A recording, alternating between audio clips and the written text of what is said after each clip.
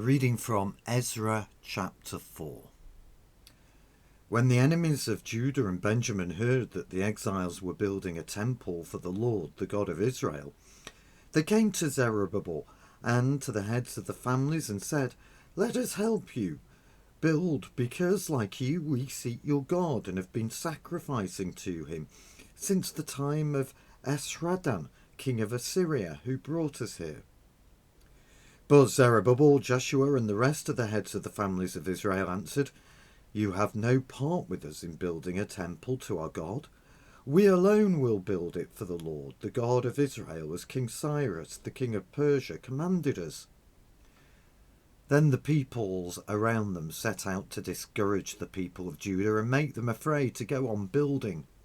They hired counselors to work against them and frustrate their plans during the entire reign of Cyrus, king of Persia, and down to the reign of Darius, king of Persia. At the beginning of the reign of Xerxes, they lodged an accusation against the people of Judah and Jerusalem. And in the days of Artaxerxes, king of Persia, Bishlam, Mithridates, Tabeel, and the rest of his associates wrote a letter to Artaxerxes. The letter was written in Aramaic script and in the Aramaic language. Rehum, the commanding officer, and Shimshai, the secretary, wrote a letter against Jerusalem to Artaxerxes, the king, as follows. Rehum, the commanding officer, and Shimshai, the secretary, together with the rest of their associates, the judges and officials over the men from Tripolis, Persia, Iraq, and Babylon, the Elamites of Susa, and the other people whom the great and honourable Ashurbanipal deported and settled in the city of Samaria and elsewhere in Trans-Euphrates. This is a copy of the letter they sent him. To King Artaxerxes, from your servants the men of Trans-Euphrates. The king should know that the Jews who came up to us from you have gone to Jerusalem and are rebuilding that rebellious and wicked city.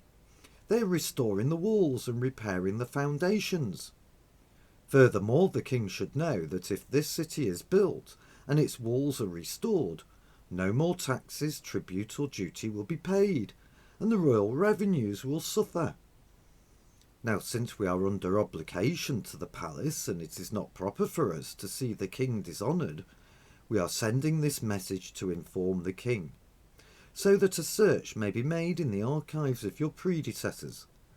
In these records you will find that this city is a rebellious city, troublesome to kings and provinces, a place of rebellion from ancient times. That is why this city was destroyed.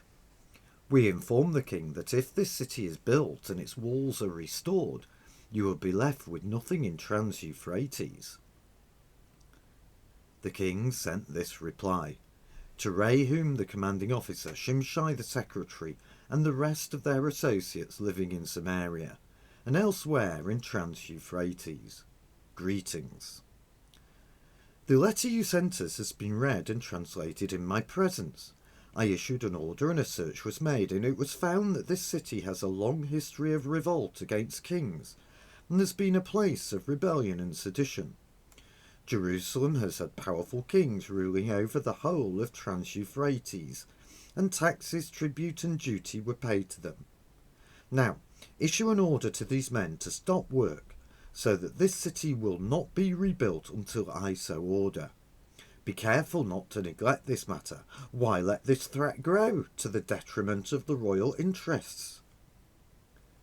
As soon as the copy of the letter of King Artaxerxes was read to Rehum and Shimshai the secretary and their associates, they went immediately to the Jews in Jerusalem and compelled them by force to stop.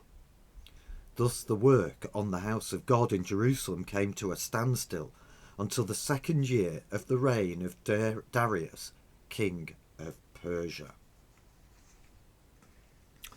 We finish chapter 3 in a state of euphoria. The foundations had been built, the altar had been finished, and worship reintroduced. It was so good the people had a party. But things don't last.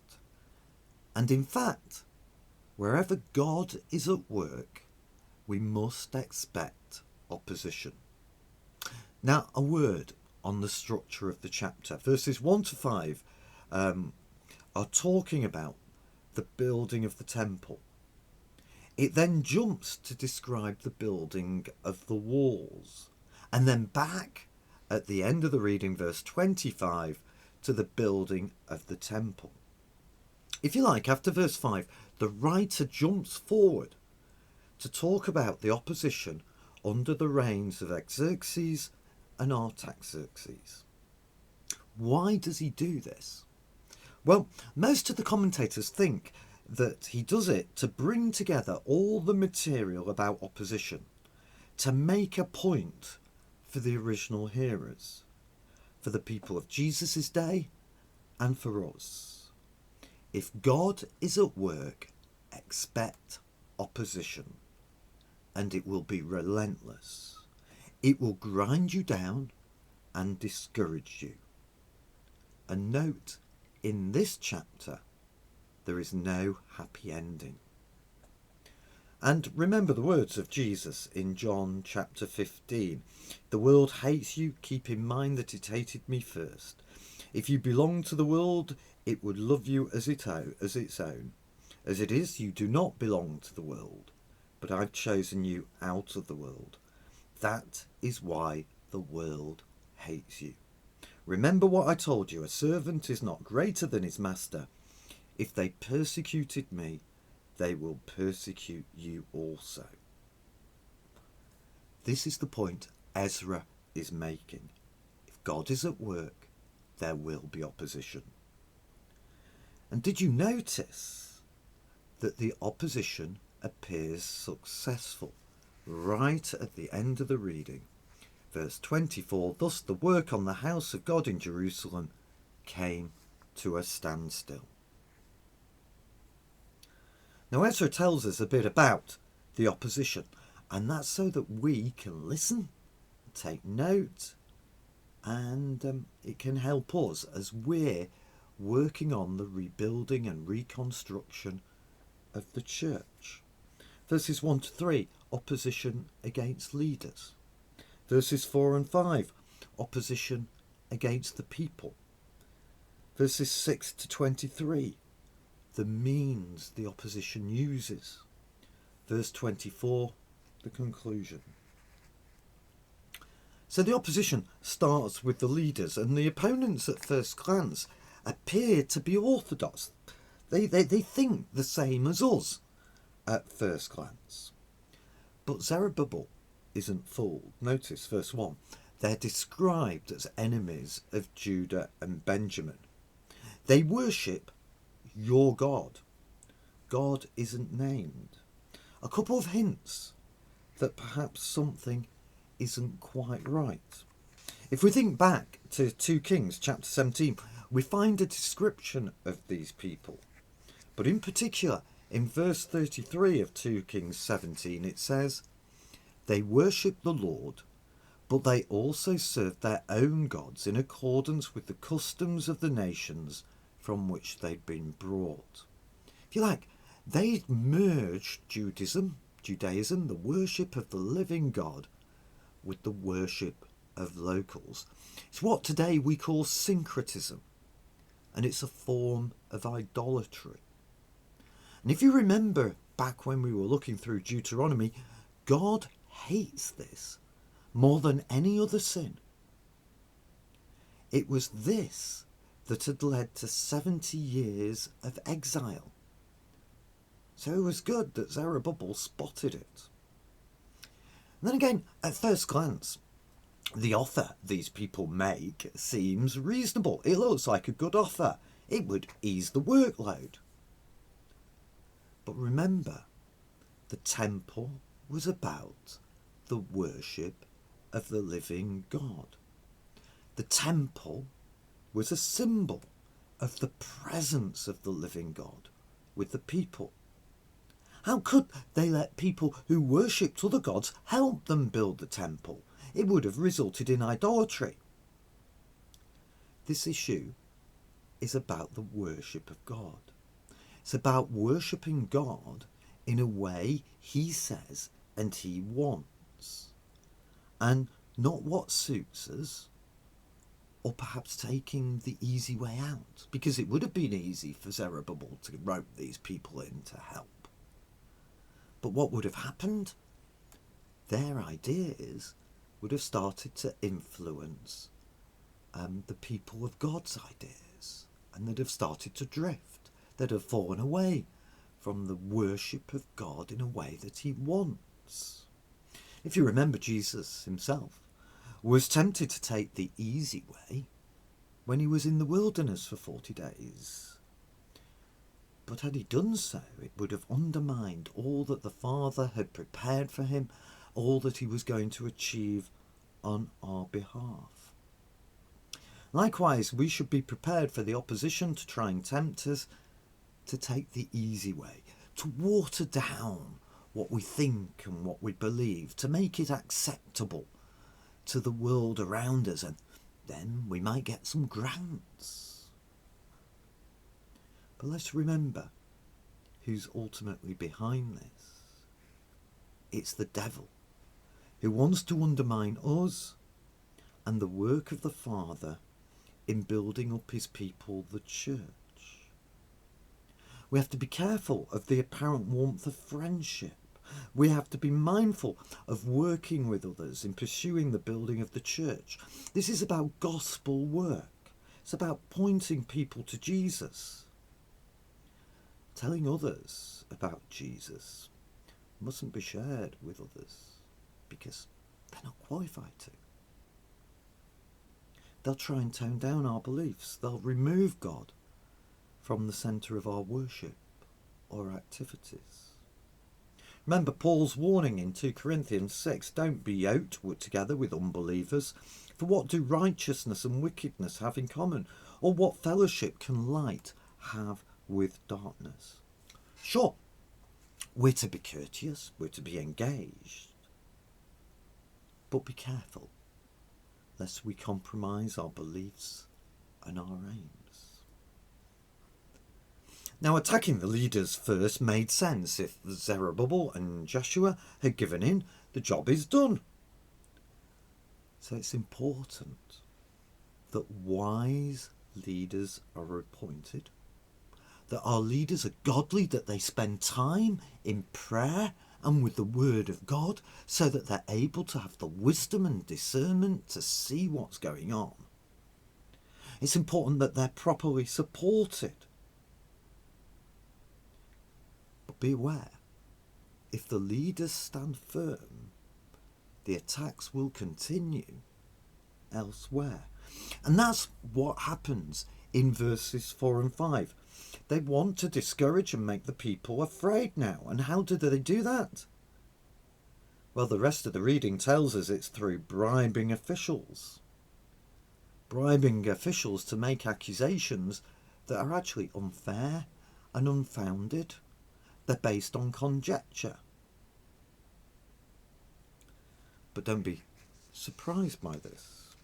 We'll face the same thing. 1 Peter chapter 4 verses 12 to 13. Dear friends, do not be surprised at the fiery ordeal that has come on you to test you, as though something strange were happening to you, but rejoice, inasmuch as you participate in the sufferings of Christ, so that you may be overjoyed when his glory is revealed. If you are insulted because of the name of Christ, you are blessed, for the Spirit of glory and of God rests on you.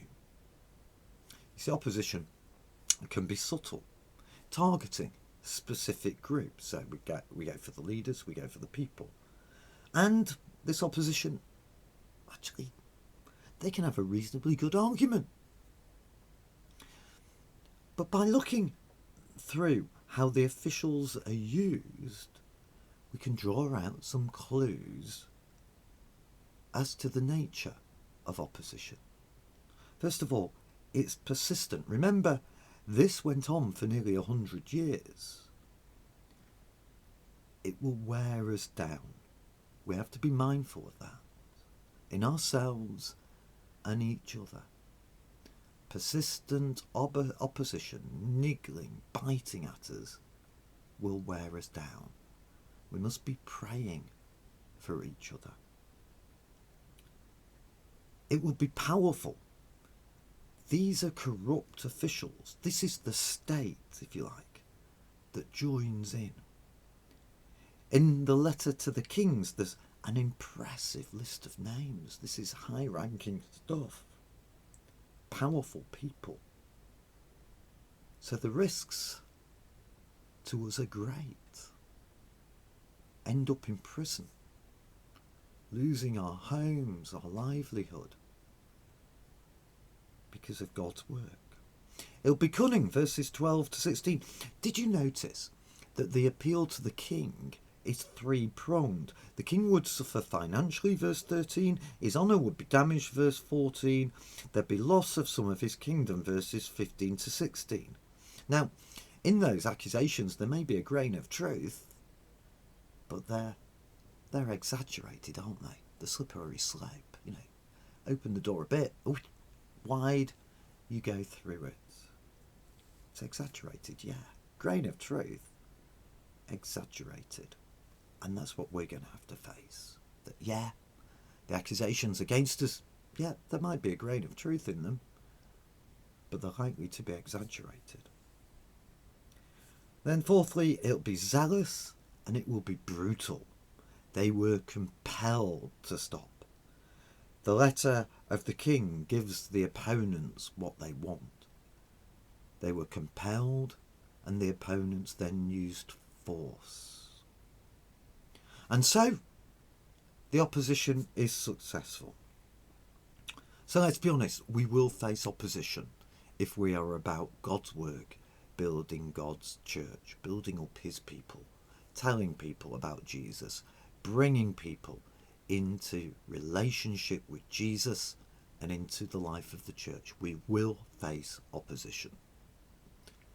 It will wear us down. It will seem successful, because in this chapter there is no happy ending.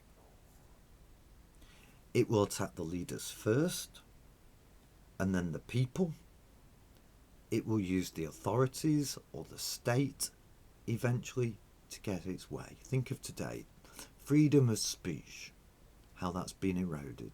There are certain things, if you are a Christian, you cannot say today because they're illegal. The power of the state. And if you think about it, that's what happened with Jesus, wasn't it? Satan attacks Jesus in Matthew chapter 2, doesn't he? And it doesn't work. And then Satan attacks the people around Jesus. Peter, Matthew 16. Judas, Matthew 26. And of course, prime example, the authorities spreading false charges against Jesus. It will be the same for us. Intimidation to stop the building of God's house, his people. It will wear us down. It will discourage us, so that the work God has given us to do will stop.